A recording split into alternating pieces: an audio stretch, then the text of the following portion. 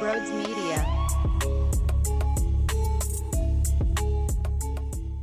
That was the least entertaining baseball game in the history of the sport. Of the sport. Not just MLB. There's probably some 3-year-old who's playing baseball pickup with his boys in the neighborhood, and they were able to produce better than this crappy-ass team did, especially in that first inning when Robbie Ray can't find the strike zone. You'd think you'd be able to do more damage than just 2 runs. But what do I know? Yeah, that actually ticks me off more than anything else from this game. And I'll get to Aaron Nola because he's even making it hard for me to defend him. And this is not who he's always been, by the way. That I can't stand for. I told you, Brodes, this is what he's been. A 7 ERA guy who walks in runners. You can never find a time, essentially ever in his career, that he's been known for walking in guys and sniffing a 7 ERA. So, yeah, there's reasons to be concerned because I thought by his 4th start, he would look a lot sharper than what we've seen. He did settle in for whatever it's worth, and he did find a way to grind through this after that miserable first.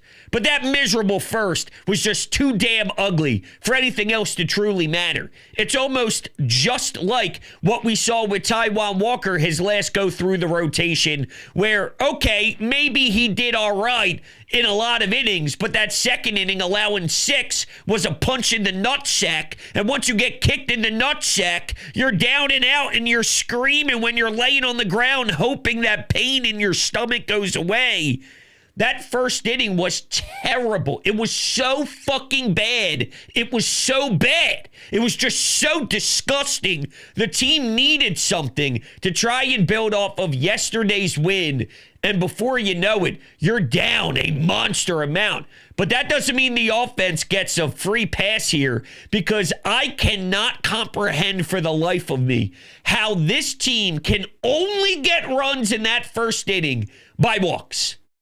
Put the ball in play, find a gap, put the ball to the wall, get a hit that can move everybody off the bases, and you can put a crooked number on the board. Please. Because I'm sick and tired with them losing out on way more runs. Even when they finally do get a timely at-bat, they always leave so much meat on the bones. It should have been 4-4 after the first. It's 4-2.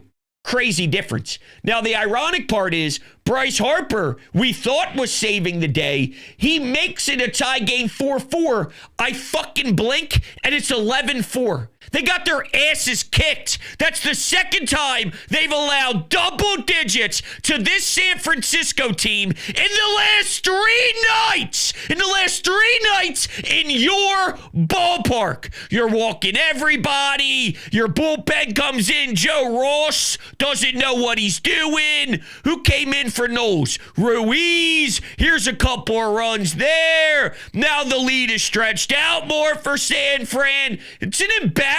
It really is. Yohan Rojas, the second you tie the game, Mr. Defense Yohan Rojas throws the ball to Clearwater. Swear to God, somebody's in Clearwater right now getting hit in the damn head because he's trying to launch it to a different damn state. And then here's another run. Do-do-do-do-do. Here they go. Do-do-do-do-do. They're just running around, having a blast, scoring runs. San Fran, I'm talking about. As they now have a 2-1 series lead here with the chance to make it 3-1 tomorrow afternoon.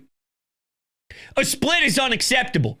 Coming off of what transpired in St. Louis, what transpired against the Atlanta Braves.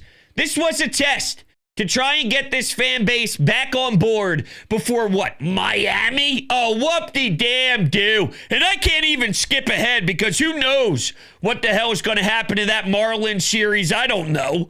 You know, this Phillies team is a disaster, so I have no idea. I can't automatically write in wins against a bad team the same way I did against Washington and Colorado early. Now, who knows? Maybe they are. Shut up, bro. Shut up! Don't worry worry about that yet. Focus on the now. All right, let's do that then. Here's Rob Thompson after the game. We had 6 walks offensively. You better get used to that. You're going to play on some cold days, whether early in the season or October. You know, I'm actually starting to think that they're focusing on walking too much. I actually remember back with the Gabe Kapler crap, they tried so hard to pour into their minds. Rhys Hoskins, Carlos Santana, walk. You're valuing walks more than Rhys tattooing a ball to Pluto. It's stupid. It's dumb. You're missing out on chances to actually put together a serious inning to do crazy damage because you're thinking of the walk. Not that walks are bad. Yes, we want them to cut down on their chase rate. Yes, we want them to see more pitches. Yes, we want them to do a better job than what we've seen in postseason runs. But I do think now they're going to this crazy level of extreme where let's just take the walk. How about tattoo something? How about square something up? Is that too much to ask for? Walk when you need to walk. Don't chase.